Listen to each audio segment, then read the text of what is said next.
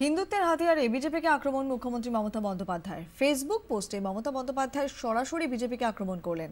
মমতার মন্তব্য, রাজনৈতিকভাবে মোকাবিলা না করতে পেরে হিন্দুত্ব ইস্যু নিয়ে তার বদনাম করা হচ্ছে। এটা দেশের সামনে এনে দিচ্ছে এক ভয়ঙ্কর ভবিষ্যৎকে।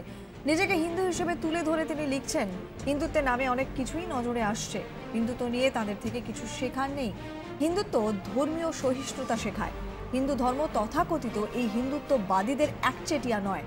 হিন্দু ধর্ম নিয়ে গর্বিত এবং এর সঙ্গে অন্য ধর্ম নিয়েও গর্ববোধ করি। পারস্পরিক সম্মান করা হয় প্রত্যেককে, যেটা একটা মানবিক বিশ্বের প্রধান দিক। ধর্মনিরপেক্ষতা ও গণতন্ত্রই ঐতিহ্য। আম্বেদকরের তৈরি সংবিধান সেই রক্ষা কবচ দিয়েছে। দেশ ও দেশের মানুষের জন্য আমাদের জীবন উৎসর্গীকৃত। ওদের ও সব জঘন্য প্রচার আঘাত করতে পারবে না। ঐক্যই শক্তি।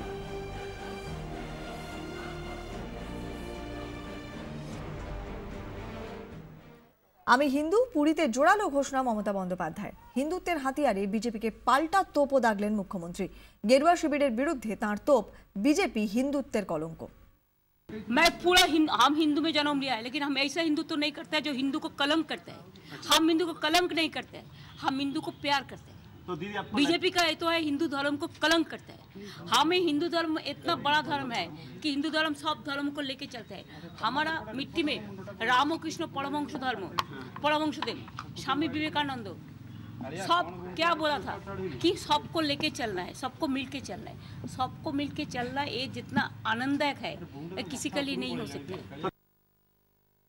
নারদকাণ্ডে সিবিআই হোক বা আদালত, সর্বত্র সবার এক সুর। সংকট মুহূর্তে আপাতত এটাই তৃণমূলের কৌশল। আর তৃণমূল ভবনে দলের স্ট্র্যাটেজি বৈঠকে এই কৌশলই নেওয়া হয়েছে গতকাল। মুকুল রায়ের নেতৃত্বে বৈঠকে হাজির ছিলেন নারদকাণ্ডে অভিযুক্ত সব নেতাই। অসুস্থ থাকায় আসতে পারেননি ইকবাল আহমেদ।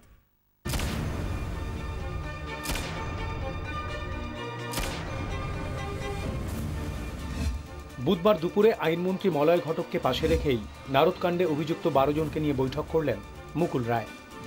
অভিযুক্তদের কি স্ট্র্যাটেজি হবে তা নিয়ে বৈঠকে বিস্তারিত আলোচনা হয়। এই অস্বস্তিকর পরিবেশ থেকে মুক্তির জন্য প্রতিরোধের জোড়া কৌশল নিচ্ছে তৃণমূল।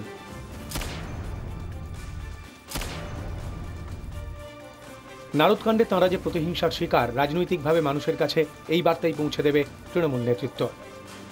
অসাংবিধানিক বা অনৈতিক কিছুর মধ্যে তো আমি যুক্ত নই।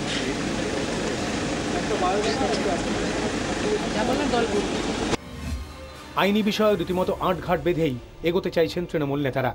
আগাম জামিনের আর্জি জানানোর ঝুঁকি নিতে চাইছেন না কেউই, বরং সিবিআইয়ের সঙ্গে সহযোগিতার সিদ্ধান্তই নেওয়া হয়েছে। ঠিক হয়েছে, কেন্দ্রীয় গোয়েন্দা সংস্থা তলব করলেই যেতে হবে।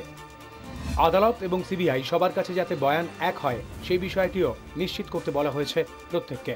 তবে অভিযুক্তদের একাংশের মত এফআইআর চ্যালেঞ্জ করা হোক, যদিও এফআইআর চ্যালেঞ্জ করা উচিত হবে না বলে মনে করছে অন্য অংশ। এ ব্যাপারে অবশ্য লিগ্যাল সেলের কল্যাণ বন্দ্যোপাধ্যায় সহ অন্য আইনজীবীদের সঙ্গে কথা বলেই চূড়ান্ত সিদ্ধান্ত নেওয়া হবে। তবে সিদ্ধান্ত যাই হোক, সবাই যাতে সেটাই মানে দল তা নিশ্চিত করতে চাইছে। এরই মধ্যে নারদকাণ্ডে তলব প্রক্রিয়া শুরু করে দিল সিবিআই। প্রথমেই ডাকা হয়েছে ম্যাথু স্যামুয়েলের কলকাতার চালক ইসমাইলকে। তলব করা হয়েছে আরেক চালক টাইগার মির্জাকেও। ইসমাইলি ম্যাথুকে টাইগারের কাছে নিয়ে যায়, টাইগার তাকে নিয়ে যায় তৃণমূল নেতা ইকবাল আহমেদের কাছে। সূত্রের খবর, ইকবালই ম্যাথুকে বাকি সব নেতাদের কাছে নিয়ে যান। এই দুই চালকের বয়ান রেকর্ড করেই পরবর্তী পদক্ষেপ করতে চাইছে সিবিআই। কমলিকা সেনগুপ্ত ও সিজার মণ্ডলের রিপোর্ট, 24 ঘন্টা।